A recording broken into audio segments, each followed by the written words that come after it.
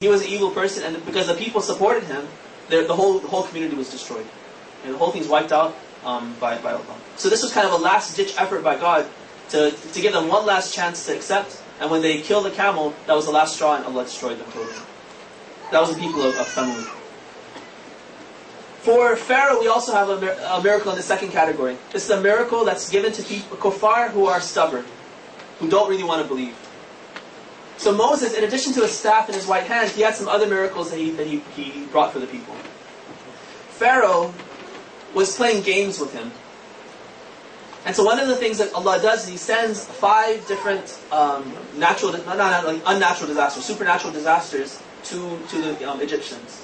And the Quran mentions this in Surah Al-A'raf 7:133. So He sends, the verse is this, فَأَرْسَلْنَا عَلَيْهِمُ الطُّوفَانَ وَالْجَرَادَ وَالْقُمَّلَ وَالضَّفَادِعَ وَالدَّمَ آيَاتٍ مُفَصَّلَاتٍ فَاسْتَكْبَرُوا وَكَانُوا قَوْمًا مُجْرِمِينَ.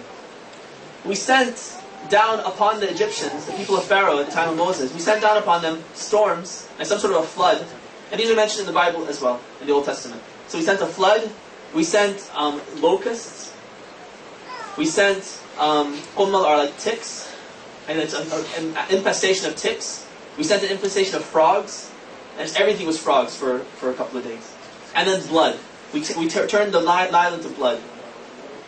Right, so each of these, in series, they happened. Like the way it happened was this: that Allah sent the first one, the flood, and Pharaoh comes to Moses, or he sends someone to Moses, and he says, "All right, we surrender." Pharaoh says, "Okay, we surrender. We can't take it. Just call off your trick, call off your miracle." And he says, "Well, we promise." Moses says, "Well, you promise to accept, to submit to God, and to release your prisoners, the Bani Israel." He said, "Yeah, I'll accept everything. Just get rid of the flood." So Allah prays and says, "Allah, please take the flood away." They've accepted. The next day, they're back to their old ways. They reject everything. They keep the Bani Israel prisoner.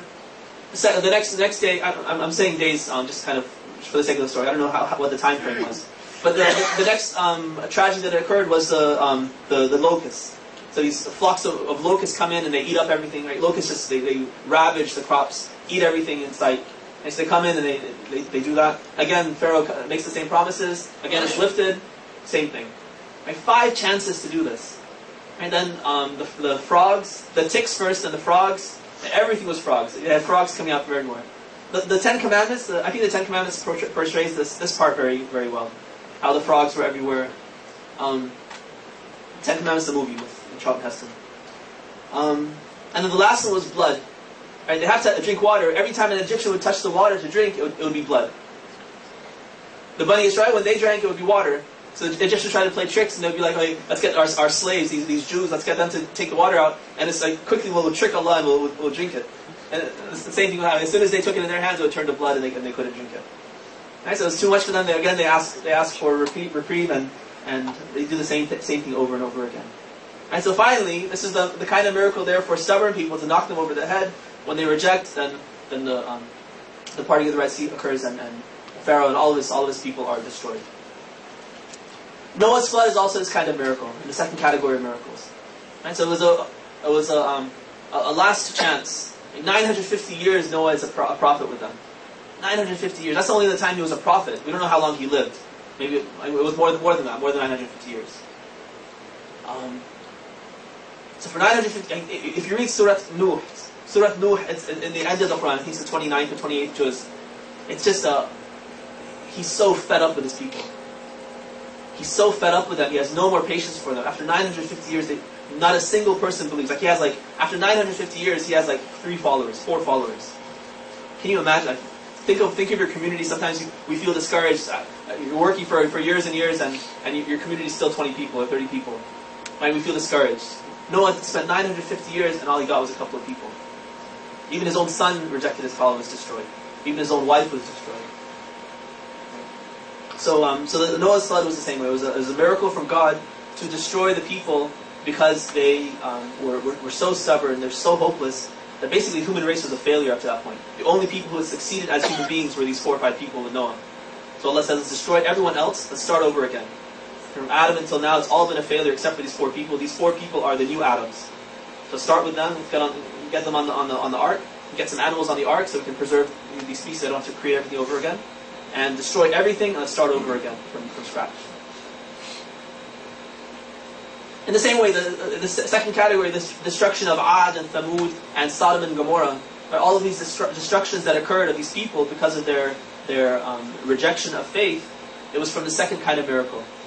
Right? Things that are shown to them, to those people who are stubborn in their ways. The third kind of miracle is one that's shown to believers. Right? Miracles are not only for kuffar, for non-believers, to get them to become Muslim, to get them to become believers. Miracles are also sent for the believers themselves to sometimes increase their faith, right? To make their faith stronger. When they see the miracle happen, then they're like, oh, now I believe more firmly that God is all powerful, that God can do such awesome things. Sometimes it's there simply to help them. Right? Sometimes the believers are in a bind, and they have nowhere to turn, they have no helper, and so Allah is their helper. So He comes and He destroys their enemies for them. He sends certain kinds of weather to go in and help them and hurt their enemies and so forth.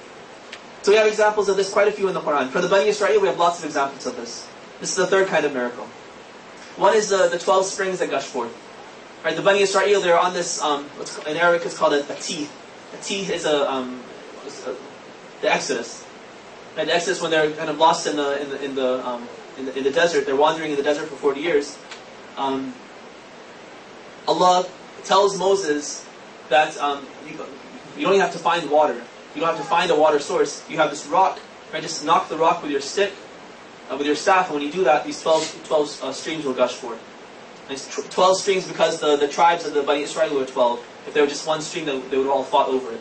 And so you made 12 streams so they could each have their own stream, and they could drink from that. So wherever they went, they didn't have to go and search for water. You just put the stone down, knock the stone, and water would gush forth. We're told in prophecies that Imam Mahdi has this rock. And when he leaves Mecca and they start their mission around the world, he'll tell his people, don't carry anything with you. We don't need anything, pack light. And whenever they stop and need water, he'll put the rock down, and he'll have the same miracle, and the water will come forth for the people. The manna and quail are the same way. Like manna and quail, we don't know exactly what it was. Whether it was a kind of bread or some sort of a seed. But some sort of a food product was given to them free. And every night it would descend, and every morning they just have to go and pick it up, and it was ready to eat. Blessed food from heaven. They didn't have to grow, cultivate, hunt, or anything like that. Just free food constantly. This is a miracle given to the Bani Israel, the believers, right, hoping to convince them that God really loves them, and to convince them that they should believe in God because He's doing so much for them. One of the miracles for the Bani Israel was the mountain.